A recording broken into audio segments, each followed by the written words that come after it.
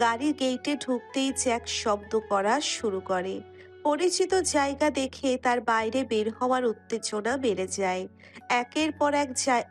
একের পর এক আওয়াজ তুলে এসে ডাকতে থাকে।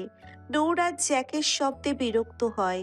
নিবরাসের বুকে মাথা রাখা অবস্থায় সে বিরক্তিতে সূচক আওয়াজ করে। মৃদু শব্দে বলে, জ্যাককে প্লিজ একটু চুপ করতে বলুন।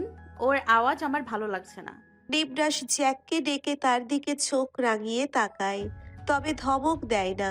দেবে কি করে, সানফ্লাওয়ারের পরে যে সে। নিবরাস মৃদু রুষ্টস্বরে বলল। Shut up, Jack. Don't make another sound. Nibras কথাটা বলার সাথে সাথে জ্যাক চুপ গেল। হয়তো বুঝতে পেরেছে মালিক এখন তার আওয়াজ চায় না। জিভ বের করে কয়েকটা ঘন ঘন নিঃশ্বাস ফেলে চেটে দিল নিবরাসের হাত। ফের চোখ ঘুরালো জানালার কাচের দিকে। গাড়ি ভেতরে এসে থামতেই নিবরাস নামে। আয়াসকে উদ্দেশ্য করে বলে। ভেতরে সব পরিষ্কার? আয়াস মাথা নেড়ে হ্যাঁ বোঝায়, তারপর বলে, বস, আমি যাব এবার। নিবরাস চোখের ইশারায় হ্যাঁ বলে নূরকে কোলে তুলে গাড়ি থেকে নামায়। নূরের কোনো ভাবলেশ নেই। তাকে গাড়ি থেকে নামাতেই জ্যাক ও লেজ গুটিয়ে তার পেছন পেছন নেমে পড়ে। আয়াসও সেই মুহূর্তে গাড়িতে উঠে যায়। আসলে সে নিজের গাড়ি নিয়েই নিবরাস আর নূরকে রিসিভ করতে গিয়েছিল। নিবরাস সামনে পা বাড়াতে বাড়াতে বলে, যার উপর নজর রাখতে বলেছিলাম তার উপর নজর রাখছো তো? আয়াসের প্রথমে বোধগম্য না হলেও পরে নিবরাসের কথা বুঝতে পেরে বলল, জি বস, রুস্তম 24 আওয়ার্স ডিউটিতে আছে। আপনাকে সব ইনফর্ম করা হবে। নিবরাস চোখের ইশারা দেয়। আয়াস কিছুক্ষণ আমতা আমতা করে বলল, আমি আসছি বস, প্রয়োজনে আবার ডাক দেবেন। Good night. নিবরাস মাথা নেড়ে সামনে পা বাড়ায়। আয়াসও গাড়ি স্টার্ট দিল। গেট অফ করা নিয়ে কোনো ঝামেলা নেই। আয়াসের কাছে আর একটা রিমোট আছে, সে অফ করে চলে যাবে। নিবরাস নূরকে এনে খাটে বসাতেই নূর উপুড় হয়ে শুয়ে বালিশে মুখ গুজে কান্না শুরু করে দেয়। শব্দ করে ফুপিয়ে কাঁদতে কাঁদতে তার হেঁচকি উঠে গেছে। নিবরাস ঘড়িটা খুলতে গিয়ে অসংখ্যবার ভ্রু কুঁচকায়। সানফ্লাওয়ারের কান্নার আওয়াজ হচ্ছে পৃথিবীর সব থেকে বিরক্তিকর আওয়াজ। এই কান্নার আওয়াজ সানফ্লাওয়ারকে মানাই না, একদমই না। সব থেকে বড় কথা, সানফ্লাওয়ারের চোখের জল তার একদমই সহ্য হয় না। সে সবসময় তার সামনে সানফ্লাওয়ারকে হাসি খুশি দেখতে চায়। নিবরাসের খাটের কাছটাই গিয়ে নূরের পাশে বসে। আলতো হাত নূরের পিঠে রেখে রোরো স্বরে বলে, কান্না থামাও সানফ্লাওয়ার। নূরের কান্না থামে না। সে বালিশে মুখ গুজে কান্না করা অবস্থায় বলে, বাবা কেন এমন করলো নিবরাস? বাবাও বাবাও দ্বিতীয়বারের জন্য বিয়ে করেছে। আমাকে আগে বলেনি কেন? কেন মিথ্যা বললো আমায়? এই কথাটা আমি আগে জানলে পরিস্থিতিটা তো এমন হতো না, তাই না? আমি এতটা কষ্ট পেতাম না, গল্পটা অন্যরকম হতো। চুপ করো, কি সব বলছো এগুলো? কথাটা যত নরম শোনালো, নিবরাস কিন্তু এত নরম স্বরে বলেনি কথাটা। সে ধমকে বলেছে নূরকে। এভাবে এমন একটা বাবাকে নিয়ে সানফ্লাওয়ারের মুখে কান্না মোটেও শোভা দেয় না। এমন একজন মানুষকে নিয়ে কেন কান্না, কেন এত হাই হতাশ? কই, সে তো কখনো তার বাবার জন্য কান্না করেনি। উল্টে সে তার বাবাকে। নিবরাস মাথা নাড়ে। এই কথা সে ভাবতে চায় না। তার গলার স্বর নরম হয়।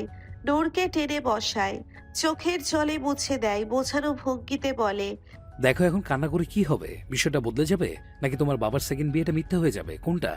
এভাবে সান্ত্বনা দেওয়া নূরের পছন্দ হয় না। সে তেজি স্বরে কম্পনরত গলায় বলে, আপনি তো খুব সহজে বলে দিচ্ছেন। আবার কথাটা ভাবছেন একবারও? যেখানে বাবাকে দেখার পর আমার ওখানে কি সেখানে বাবাকে দেখার পর আমার কি অবস্থা হয়েছে ভেবেছেন একবারও? আমার উপর দিয়ে কি যাচ্ছে কোনো আইডিয়া আছে? নিবরাস তাচ্ছিল্য হাসে। নূরের হাতের তালুটা শক্ত করে চেপে ধরে বলল, তোমার থেকে আমার এক্সপিরিয়েন্স বেশি। ব্যবধানটা শুধু এইখানে। আমি এই অবস্থাটা ফেস করেছি ছোটবেলায়, আর তুমি ফেস করছো এখন। নূরের ভেজা ভেজা দৃষ্টি নিচের দিকে। তার সমস্যা নিবরাস বুঝতে পারছে না। তার আর নিবরাসের ব্যাপারটা একদমই আলাদা। নিবরাস ছোট থেকেই তার বাবাকে এমন দেখেছে, কিন্তু সে তো এমন দেখেনি। বাবা তাকে ভালোবাসতো, ভীষণ ভালোবাসতো। সে কি করে এই ব্যাপারটা মেনে নিবে? আর নিবরাস, সে এত শান্তভাবে কথা বলছে কেন, যেন এই ব্যাপারটা তার কাছে কিছুই না। নূর আচমকা প্রশ্ন করে। আপনি এই ব্যাপারটা এত শান্তভাবে নিচ্ছেন কেন? রাগ হচ্ছে না? এখন আর আমার এইসব ব্যাপারে রাগ হয় না, অভ্যস্ত হয়ে গেছি। নিবরাসের তাচ্ছিল্য স্বর নিবরাস নূরকে ভাড়া দিয়ে বলে। অনেকটা পথ জার্নি করে এসেছো, ওয়াশরুমে গিয়ে ফ্রেশ হয়ে নাও। আমি খাবার রেডি করছি। কি খাবে তুমি? নূরের খাবারের প্রতি কোনো ইন্টারেস্ট নেই। সে চোখ মুখ কুঁচকে বলল। আমি কিছু খাবো না নিবরাস, একা থাকতে চাই, একদম একা। আপনি প্লিজ আজকে রাতটা অন্য রুমে ঘুমাবেন। অন্য রূপ কথাটা শুনতেই নিবরাসের রাগ থার্মোমিটারের তাপমাত্রার মতো বেড়ে গেছে। ক্রোধে হাত মুষ্টিবদ্ধ হলো, চোখ দুটোও রং বদলালো। ক্ষণিকের মধ্যে যেন নিবরাস নিজেই তার নিজের সত্তা থেকে বিদায় নিচ্ছিল। মনে হচ্ছে যেন ধামাচাপা দেওয়া একটা কয়লা জমেছে। মনে হচ্ছে যেন ধামাচাপা দেওয়া একটা কয়লা জ্বলছে, পুড়ছে ভীষণভাবে। সে নিজেকে শান্ত করার প্রয়াসে নিজের চোখ বন্ধ করে। ক্রোধের আগুনে জ্বলতে থাকা নিবরাস নিজের ক্রোধ চাপা দিতে বারে বারে নিজের ঠোঁটে আলগা মৃদু হাসি আনে। কিছুক্ষণের মধ্যে সে দপ করে চোখ খোলে। এই অবস্থায় সানফ্লাওয়ারের সাথে কোনো মতেই রাগা যাবে না। তাছাড়া সে নিজের কাছে ওয়াদাবদ্ধ, সে সানফ্লাওয়ারকে কোনোভাবে নিজের রাগের সম্মুখীন করতে পারবে না। তার এই রূপ দেখে যদি বাকি সবার মতো তাকে ভয় পেয়ে দূরে ঠেলে দেয়, তাকে যদি আর ভালো না বাসে। নিবরাজ দীর্ঘ কয়েকটা শ্বাস টানে, ফের শ্বাস ছাড়ে। নূরের খেয়াল তার দিকে নেই। টলবল আখি যুগল নিয়ে সে এখন নিচের দিকে তাকিয়ে। নিবরাজ নিজের হাত আলতো করে নূরের গালে। নূর তাকায়। হুট করে আখি যুগল মেঘ হুট করে আখি যুগল থেকে দুফোঁটা জল গড়িয়ে পড়ে। নিবরাজ তা মুছে দেয় মৃদু হাতে, শান্ত স্বরে বলে। ওকে, তুমি একা থাকতে চাইছো, থাকো। আজ রাতে আমি এই রুমে থাকবো না, পাশের রুমে থাকবো। তবে যে কোনো দরকারে তুমি আমাকে ডাকতে পারো। নূর বুঝে যে নিবরাস খেতে চাচ্ছে না, কিন্তু এখন সে তাকে একটু একা থাকতে হবে। সে নিবরাসের হাতের উপর নিচের হাত রেখে মৃদু হেস হেসানোর স্বরে বলে। থ্যাঙ্কস নিবরাস, আমার পরিস্থিতিটা বোঝার জন্য থ্যাঙ্কস। নিবরাস নূরকে তাড়া দেয়। চট চলতি নূরকে একটা ড্রেস দিয়ে বলে। এক্ষুনি ফ্রেশ হয়ে আসো, আমি খাবার রেডি করছি। একটু কিছু অন্তত খেতে হবে। নূর না করলেও নিবরাস শুনে না। নূরকে ঠেলে ওয়াশরুমে পাঠায়।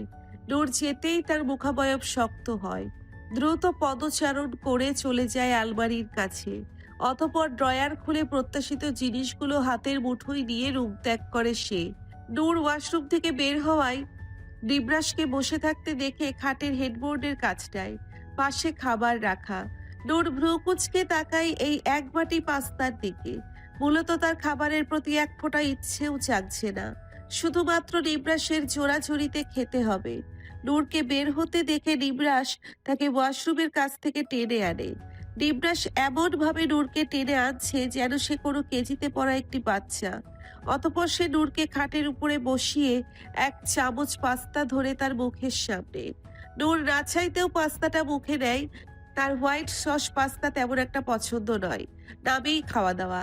এইদিকে নিবরাজ তাকে এক চামচ দিচ্ছে আর তার রান্না করা পাস্তার উপকারিতা বলছে। এতে ক্রিম আছে, দুধ আছে, চিজ আছে, মাশরুম, অলিভ, ব্রোকলি আছে। এটা শরীরের জন্য অনেক উপকারী। তাছাড়াও হেন তেন বলছে, বোঝাচ্ছে। নূর আর খেতে চায় না। নিবরাজ মুখের সামনে থেকে চামচটা ফিরিয়ে এনে বাটিতে রাখে। অর্ধেক থেকে বেশি পাস্তা শেষ হয়েছে। নিবরাজ আলতো হেসে নূরের দিকে তাকায়। চমৎকার হাসি ফুটে ওঠে তার ওষ্ঠ জুড়ে। সে নূরের দিকে পানির গ্লাসটা এগিয়ে দিয়ে বলল। তুমি ঘুমো, আমি আসছি। নিবরাস কথাটা বলে ঝড়ের গতিতে রূপ ত্যাগ করলো। নূর তাকে কিছু বলারই সুযোগ পেল না। 1 মিনিট, 2 মিনিট, 5 মিনিট। নূরের চোখ ঝাপসা হয়ে আসে। ঘুম আসছে বোধহয়। সে মৃদু গতিতে চিত হয়ে শুয়ে পড়ে। ক্ষণিকের মাঝে ডুব দেয় ঘুমের রাজ্যে। এর ঠিক 2 মিনিটের মাথায় নিবরাস রুমে আসে। দরজাটা খুলে নূরকে খাটে চিত হয়ে শুয়ে থাকতে দেখে তার অধর ছোড়া বিস্তৃত হলো। চোখগুলো ঝলমল করে উঠল। বিড়বিড় করে বলল। ঔষধ খুব জলদি কাজ করেছে সানফ্লাওয়ার। নিবরাস লাইট অফ করে এগিয়ে যায় খাটের কাছে। বাইরে থেকে যথেষ্ট আলাদা বাইরে থেকে যথেষ্ট আলো আসছে। সে নূরকে শক্ত করে কোলে নিয়ে সোজা রুমের বাইরে হাঁটা ধরলো। হাঁটতে হাঁটতে রুমের গালে চুমু এঁকে দেয়। তারপর গভীর কিন্তু কঠিন স্বরে বলল, তুমি ভাবলে কি করে সানফ্লাওয়ার যে আমি তোমাকে ছেড়ে আলাদা রুমে ঘুমাবো? এই কথা কিভাবে বলো তুমি? আবদার পূরণ করতে করতে তোমার সমস্ত চাওয়া মেলেনি বলে কি আমার নিজস্ব অস্তিত্বই ভুলে যাব আমি? তারপর আবার সে হিসিয়ে বলল, আমি তোমার ক্ষতের ভেতর নিজের নাম লিখে দেওয়া সত্তা। তোমার কাছ থেকে দূরে থাকা আমার অভিধানে নেই। আমার বাঁচনেও তুমি, আমার মরণেও তুমি, সারা জিন্দেগি শুধু তুমি। সকালের উষ্ণ আলোটা মুখে পড়তেই নূরের ঘুম ভেঙে গেল। নড়ে চড়ে ঘড়ির দিকে তাকাতেই দেখতে পেল ঘড়ির কাঁটা 9টার ঘরে লুটোপুটি খাচ্ছে। রুমটা অচেনা ঠেকতেই ধপ করে উঠে বসলো সে। এটা তো নিবরাসের রুম নয়, নিবরাসের রুমের পাশের রুম এটা। নূর দেরি না করে খাট থেকে জলদি নামে। দরজার নব ঘোরাতেই সামনাসামনি হলো নিবরাস। নিবরাসের উন্মুক্ত শরীর, ঘর্মাক্ত দেহ। আপাতত সে সেই দিকে নজর দিল না। এক পা পেছনে সরে নিবরাসকে ভেতরে আসতে দিল। নিবরাসও হাসি মুখে ভেতরে প্রবেশ করে টাওয়ালটা হাতে নিল। গলা ঘাড় মুছতে মুছতে নূরের দিকে তাকিয়ে বলল, কাল রাতে ঘুমের মধ্যে কান্না করছিলে কেন? নিবরাসের কথায় নূর অবাক হয়, শুধায়, আমি? তুমি নয়তো কে? এখানে আর কেউ আছে? নূর ভাবনার জগতে পদচারণ করল। কাল রাতে খাবার খাওয়ার পর ঘুম পেয়েছিল ভীষণ। ঘুমের মাত্রা এত প্রখর ছিল যে সে লাইট পর্যন্ত অফ করেনি। যেভাবে বসা ছিল সেভাবেই চিত হয়ে শুয়ে পড়েছে। এরপর আর কি হয়েছে মনে নেই। ঘুমের মধ্যে কখনো কান্না করেছে কিনা সেটা তার জানা নেই। কাল রাতে যদি কান্না করতো তাহলে নিশ্চয়ই তার ঘুম আলগা হতো। কই হয়নি তো। সে অবাক স্বরে নিবরাসকে বলে, সত্যি আমি কান্না করছিলাম? আপনি কিভাবে জানলেন? নিবরাস সরু চোখে তাকায় নূরের দিকে। কিছুক্ষণ মৌনতা অবলম্বন করে থেকে সে বলল, আমি রুমের পাশ দিয়ে যাচ্ছিলাম। জ্যাককে খাবার দিতে ভুলে গিয়েছিলাম রাতে, তাই তখনই তোমার কান্নার আওয়াজ পেয়ে আমি রুমে ঢুকি। দেখি তুমি ঘুমের ঘরে কাঁদছো। একবার ডাকতেই ঠিক হয়ে গিয়েছিলে, তাই আমিও নিচে চলে গিয়েছিলাম। জ্যাককে খাবার দিয়ে যখন আমি আবার উপরে ফিরছিলাম, তখন আবার তোমার কান্নার আওয়াজ পাই। যেহেতু তুমি চাওনি আমি ওই রুমে থাকি, তাই তোমাকে এই রুমে নিয়ে এসেছি। নিবরাস এমন ভাবে কথাটা উপস্থাপন করে যেন নূর বিশ্বাস করতে বাধ্য হয়। নিবরাসের মুখাবয়ব, কথা বলার স্টাইল সব একদম নর্মাল। নিজের করা কাজে ধরা পড়ে যাওয়ার কোনো সূত্র আপাতত অবশিষ্ট নেই। কিচেনে না আছে ঘুমের ঔষধের প্যাকেট, আর না আছে কালকের অবশিষ্ট খাবার। সুতরাং অকপটে মিথ্যা বলাই যায়। নিবরাসের এতক্ষণ বলা প্রতিটি কথা নূর মনোযোগ সহকারে শ্রবণ করেছে। সে কান্না করেছে কথাটা ভাবতেই কেমন লাগছে, বিশ্বাসই হয় না। আগে কখনো এমন হবে হয়তো বিশ্বাস করাটা সহজ হতো। তবে এখন বিশ্বাস না করে উপায় নেই। নিশ্চয়ই নিবরাস তাকে মিথ্যে বলবে না। তাছাড়া মিথ্যে বলে কি লাভ? নিবরাস লক্ষ্য করে নূরের কুচকানো কপালের ভাঁজ মিলিয়ে গেছে। বোঝা যাচ্ছে সে তার কথা বিশ্বাস করেছে। নূর কিছু বলার জন্যে মুখ খুলবে তার আগে হঠাৎ করে নিবরাস বলে উঠল, এখন কি ভাবলে? কোন ব্যাপারে? নূর বিস্মিত স্বরে শুধায়। নিবরাস নূরের দিকে তীক্ষ্ণ দৃষ্টি ফেলে বলে, তোমার বাবার ব্যাপারে, ওনার সেকেন্ড ম্যারেজের ব্যাপারে কি ভাবলে? নূর নিচের দিকে তাকিয়ে কিছু একটা চিন্তা করে। অতঃপর উদ্বিগ্ন স্বরে নিবরাসকে শুধায়। ওই মহিলাটার নাম কি যে আমাদের ইনভাইট করেছিল? নিবরাস ভাবলে হীনভাবে বলল, ওনার নাম প্রিয়স্মিতা, সম্পর্কে তোমার সৎমা। নিবরাস আবার বলে, আমি যতটুকু জানি উনি 2বার প্রেগনেন্ট ছিলেন। ওনার হাজবেন্ডের কারণে বেবি অ্যাবর্শন করাতে হয়েছিল। তখন আমি জানতাম না যে সেই মহিলার হাজবেন্ড তোমার বাবা। নূর হাত দিয়ে ডলে আর মুখের ঘাম ছুটছে। অযথাই ঘামাচ্ছে ভীষণ, চোখগুলো জ্বালা করছে, শরীরটাও জ্বলছে ভীষণ। শত হলেও বাবা তো, যাকে সে নিজের ছোটবেলা থেকে বড়বেলা পর্যন্ত নিজের সুপার হিরো ভেবেছিল, এখন সেই সুপার হিরোর নামে এই কথাগুলো যে তাকে জ্বালিয়ে পুড়িয়ে দিচ্ছে। তবুও সে ভেবেছিল সবকিছু সাইডে রেখে একবার অন্তত বাবার মুখোমুখি হবে। কেন এত লুকোচুরি? সব জিজ্ঞেস করবে, কিন্তু কিভাবে? এগুলো জিজ্ঞেস করতে গেলে তো সে মরেই যাবে। নূর নিচের দিকে এক ধ্যানে তাকিয়ে আছে। বিধায় নিবরাস তার একটু কাছে আসলো। তর্জনী আঙ্গুল দ্বারা থুতনি উপরে তুলে জিজ্ঞেস করলো, ওনার নাম জেনে কি করবে তুমি? নূরের আঁখি যুগল স্থির হয়ে চাইল নিবরাসের দিকে। বোধহয় একটু তীক্ষ্ণ হলো দৃষ্টিটা। নিবরাস বোঝে সে দৃষ্টি। নূর কণ্ঠস্বর খাদে নামিয়ে বলল। সৎমায়ের নাম জানবো না, নাম্বার লাগবে। নিবরাস বুঝতে পারল না। নূরের কণ্ঠ কেমন যেন কঠোর শোনালো। সে পুনরায় জিজ্ঞেস করলো। কি লাগবে?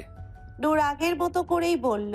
প্রিয়স্মিতা, ওনার ফোন নাম্বার লাগবে, কথা বলবো ওনার সাথে, কিছু কথা ক্লিয়ার করা বাকি আছে। নিবরাস নূরের কথাই প্রথমে কিছুটা থতমত খেলেও নিজেকে ধাতস্থ করে বলে। আচ্ছা কথা বলো, তবে এখন না, বিকেলে। যা বলার আমার সামনে বলবে, ওকে? নূর প্রথমে না করতে চাইলেও পরে কিছু একটা ভেবে মাথা নাড়ায়। নিবরাস মৃদু হাসে। ওকে, চলো এখন নাস্তা করবে।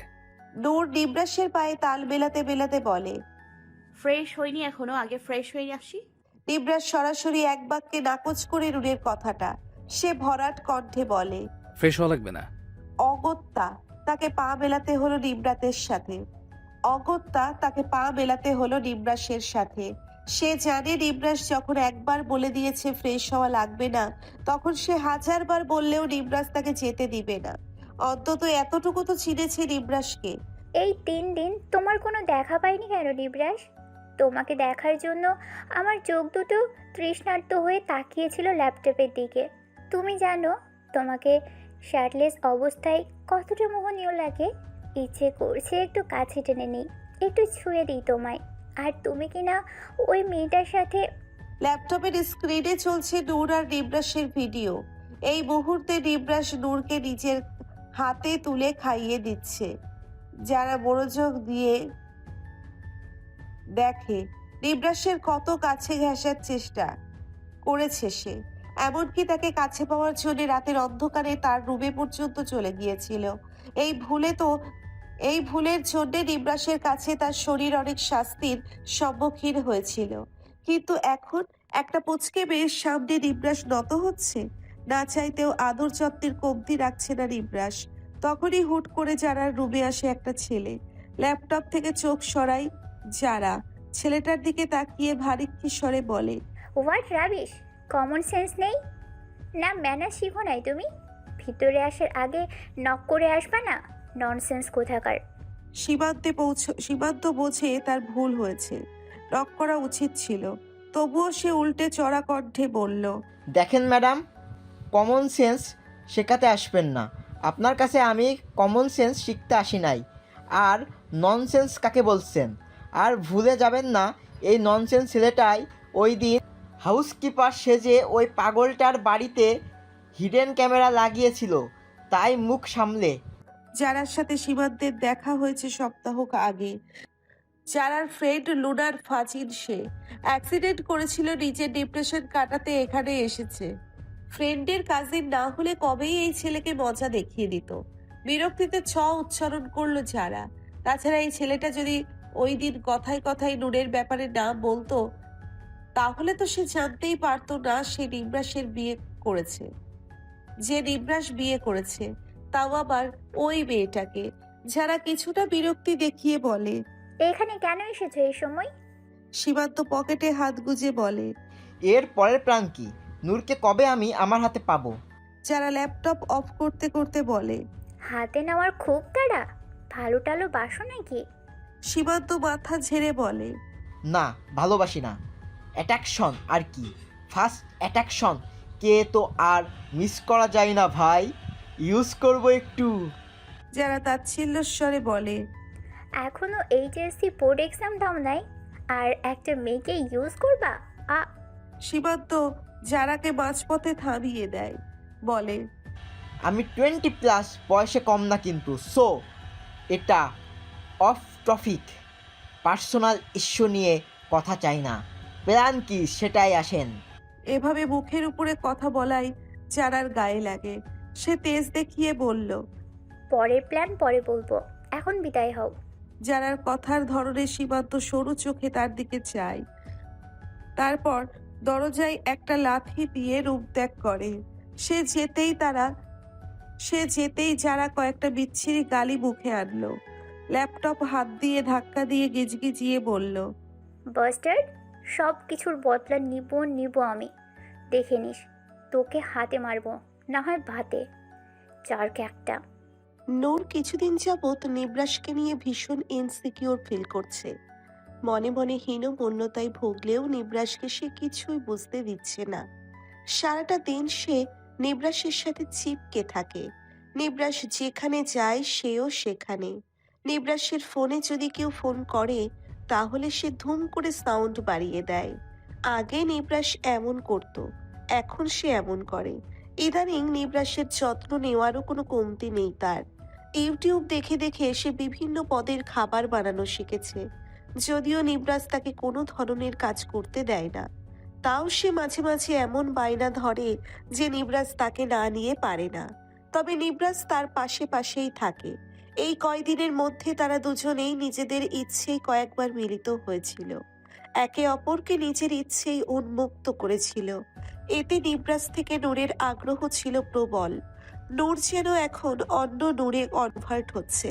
এই তো সেদিন রাতে খাওয়া দাওয়ার পাট চুকিয়ে যখন তারা ঘুমোতে যাবে তখন নূর চেয়েছিল নিবরাসের সাথে ঘনিষ্ঠ হতে।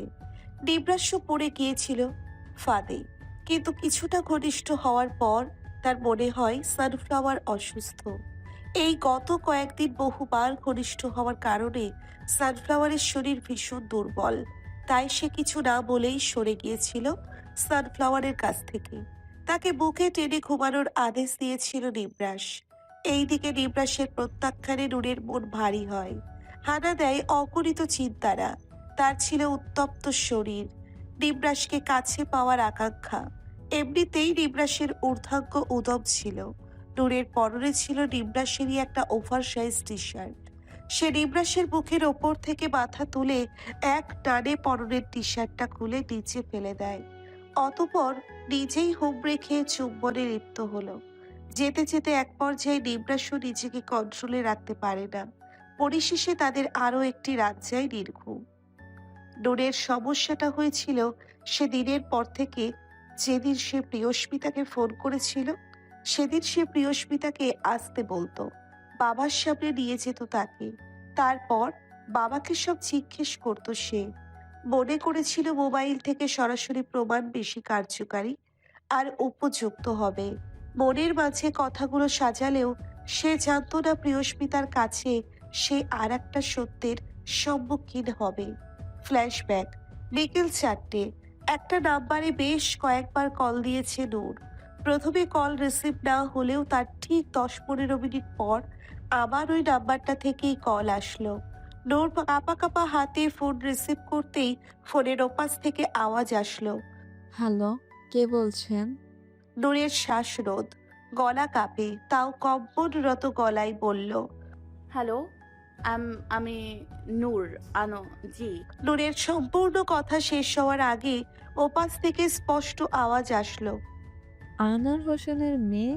নূর স্তম্ভিত, তাও নিজের উদ্বিগ্ন কণ্ঠস্বর দমিয়ে রেখে বলল, তুমি আমার নাম্বার পেয়েছো মানে? আমার সম্পর্কে সব জানো? কেন কল করেছো? নূরের হাত কাঁপে। মুঠোয় পুড়ে রাখা ফোনটা কান থেকে নামিয়ে নিবরাসের দিকে তাকায়। তার কোনো হেলদোল নেই, সে শুধু চুপচাপ ফোনের আওয়াজ শুনছে। নূরকে তার দিকে তাকিয়ে থাকতে দেখে নিবরাস কথা বলার জন্য ইশারা দিল। নূর ঢোক গিলে ফোনটা আবার কানে ধরে, মৃদু স্বরে বলে, আপনার কাছে আমার কিছু প্রশ্ন আছে। ফোনের ওপাশ থেকে প্রিয়স্মিতা ভারী স্বরে তাচ্ছিল্য হেসে বলল, কি প্রশ্ন? এই যে তোমার বাবা সিলেটে আসছে কেন? আমার সাথে কি সম্পর্ক? তার সাথে আমার বিয়ে হয়েছে কিনা?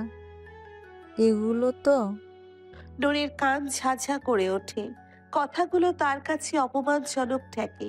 বাবার সম্পর্কে এমন কথা বলতে হবে সে কখনো ভাবেনি। তাও গলার স্বর খাদে নামিয়ে বলল। জি, এইগুলোই। প্রিয়স্মিতা সামান্য হেসে বলল, বাবার লাভ স্টোরি শুনতে চাচ্ছ তো? ওয়েট, আমি যে তোমাকে শুধু এগুলো শোনাবো না, আমার আরো কথা আছে তোমার সাথে। এমন অনেক সত্যি আছে যা তোমার অজানা, কিন্তু আমার জানা। নূর কাঠের পুতুলের মতো বলে ওঠে। বলুন আপনি, আমি শুনছি। তোমার মায়ের সাথে বিয়ের পর আনোয়ারের সাথে আমার সম্পর্ক হয়, তারপর আমাদের বিয়ে। সত্যি বলতে তোমার মাকে আনোয়ারের কখনো পছন্দ ছিলই না। পরিবারের চাপে পড়ে বিয়ে করতে হয়। ওর সম্পর্ক আমার সাথে ছিল। তোমার জন্মের সময় তোমার মা মারা গেছে। আনোয়ারের কাছে হুট করে তুমি প্রিয় হয়ে গেলে। ইনফ্যাক্ট তোমার কারণে ও আমাকে আমার বেবি নষ্ট করতে বাধ্য করে। ও চাইতো ওর যেন একটা সন্তান থাকুক, না হলে আজ আমারও 2টা ছেলে মেয়ে থাকতো। নূর ভেবে পাচ্ছে না কি বলবে, সে শুধু চুপ করে শুনছে। এর মাঝে প্রিয়স্মিতা আবার বলে ওঠে, তুমি জানো, যেই দিন তোমার মা মারা গেছে সেই দিন আনোয়ার কোথায় ছিল? জানি না। নূর কম্পিত স্বরে বলল। ফোনের অপর পাশ থেকে প্রিয়স্মিতা বলল, তুমি যেই দিন হয়েছিলে সেই দিন আনোয়ার সিলেট ছিল। আমার অপারেশন করানো ছিল সেই দিন।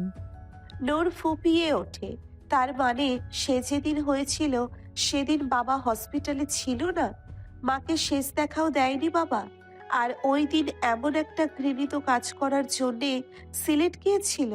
হঠাৎই নূর চোখ মুখ শক্ত করে বলল, আমি আপনার কথা বিশ্বাস করব কেন? কি প্রমাণ আছে আপনার কাছে? শোনো মেয়ে, তুমি এখনো ছোট। ছেলেদের মন মানসিক বুঝতে পারবা না। কখন যে অন্য মেয়েকে ভালো লেগে যাবে তাও বুঝতে পারবা না। নিজের হাজবেন্ডকে একটু দেখে শুনে রাখবা। কখন যে তোমার বাবার মতো বাই দাবে। আর বলছো প্রমাণের কথা, তা আমি পাঠিয়ে দিয়েছি, কখনো রাখো। কথাটা বলে প্রিয়স্মিতা নিজেই কলটা কেটে দেয়। নূরের অপেক্ষা করে না। তার ঠিক 10 মিনিটের মাথায় প্রিয়স্মিতা তার প্রমাণে কিছু ছবি পাঠিয়েছিল। তাদের রেজিস্ট্রি পেপার, হসপিটালের পেপার, বিয়ের ছবি, আরও কিছু ঘনিষ্ঠ ছবি। এগুলোই ছিল নূরের মন বিষিয়ে দেওয়ার জন্য একদম যথেষ্ট। এর কিছুদিন পর থেকেই নূরের লাইফ অনেকটা চেঞ্জ হয়েছে। ঘড়ির কাঁটা 9টার ঘরে। নূর নড়ে চড়ে ওঠে। সূর্যের তীক্ষ্ণ আলো তার মুখের ওপর। পাশে হাতড়ে খুঁজে নেয় নিবরাসকে। পায় না। ঘুম ছুটে যায় নূরের। ধপ করে উঠে বসে সে। চারপাশে খুঁজে নেয় নিবরাসকে। গায়ের পাতলা কম্বলটা সরিয়ে উঠে বসে সে। পরনে প্লাজো আর নিবরাসের একটি টি শার্ট। নূর খাট থেকে নেমে নিচে যাওয়ার উদ্দেশ্যে পা বাড়ায়। নিচে নামতেই সে নিবরাসের দেখা পায়, যে আপাতত কিছু একটা ব্লেন্ড করতে ব্যস্ত। নূর খুব ভালো করে দেখে নেয় নিবরাসকে। বাইরে থেকে সোনালি আলো এসে ছুঁয়ে দিচ্ছে নিবরাসকে। গাল আর চোখের পাপড়ি চিকচিক করছে। সুঠাম দেহে এঁটে আছে ব্ল্যাক একটা কিচেন অ্যাপ্রন। নূর মহাবৃষ্টির ন্যায় এগিয়ে যায় কিচেনের দিকে। সামনে যেয়ে দাঁড়াতেই নিবরাসের চোখ যায় তার দিকে। নূরের দিকে তাকিয়ে সে মৃদু হেসে বলে, গুড মর্নিং সানফ্লাওয়ার। নূরও নিবরাসের মতো আলতো হেসে বলল, গুড মর্নিং। তুমি কিচেনে কেন এসেছো? যাও টেবিলে গিয়ে বসো, ব্রেকফাস্ট রেডি, শুধু জুসটাই বাকি। নূর যায় না, বরং মৃদু পায়ে কিচেনে ঢুকে শেলের সাথে ঠেস দিয়ে দাঁড়ায়। আলতো কণ্ঠে বলে। কিসের জুস? নিবরাস গ্লাসে ঢালতে ঢালতে বলে। ম্যাঙ্গো। তারপর গ্লাস দুটো নিয়ে নূরকে ডাইনিংয়ে যাওয়ার ইশারা দেয়। নূর ডাইনিং টেবিলে যেতেই দেখতে পায় হরেক রকম নাস্তা, ব্রেড, টোস্ট, জ্যাম, পরোটা, সবজি, অমলেট আর জুস। সে নিবরাসের চেয়ারের পাশে চেয়ারটা টানতে টানতে বলে। এত খাবার কখন বানালেন? নিবরাস নূরের প্লেটে পরোটা আর সবজি তুলে দিয়ে বলে। বানিয়ে ফেলেছি। নূরের একটু মন মরা হয়, বলল। আমায় জাগালেন না কেন ঘুম থেকে? আমিও হেল্প করতাম আপনাকে। নিবরাস নিজের প্লেট থেকে এক লোকমা খাবার নূরের মুখে তুলে দেয়। ফের বলে, এত কিউট করে ঘুমাচ্ছিলে যে ইচ্ছে করেনি। ইচ্ছে করছিল আমিও তোমার পাশে আরেকটু শুয়ে থাকি। তাহলে থাকলেন না কেন? নূর কিছুটা লজ্জা পেয়ে বলল। নিবরাস বলল, থাকতামই তো, বিশ্বাস করো, যদি কিচেনের কাজ শেষ করে গিয়ে দেখতাম তুমি ঘুমে, তাহলে আমিও শুয়ে পড়তাম। নিবরাসের এমন আদর মাখা কথায় নূর সামান্য হেসে ওঠে। খাবার মুখে তুলতে তুলতে বলে, আজকে আবার আমায় এই বাড়ির আশপাশটা ঘুরিয়ে দেখাবেন? ঘুরতে ইচ্ছে করছে ভীষণ। আশেপাশে তো গাছপালা ছাড়া আর কিছুই নেই, ঘুরে কি দেখবে তুমি? নিবরাস খেতে খেতে কথাটা বলল। যেগুলো আছে সেগুলোই দেখব। কথাটা বলার পরপর নূর আবার হাত নেড়ে বলে, মনে আছে সেই দিন আমরা জঙ্গলের ভেতরে গিয়েছিলাম যে? কি ভয়ঙ্কর, তাই না? আমার তো কেমন ভুতুড়ে লেগেছিল, মনে হচ্ছিল যেন কোনো নির্জন অভিশপ্ত স্থানে যাচ্ছি আমরা। কি ফিল্মিং!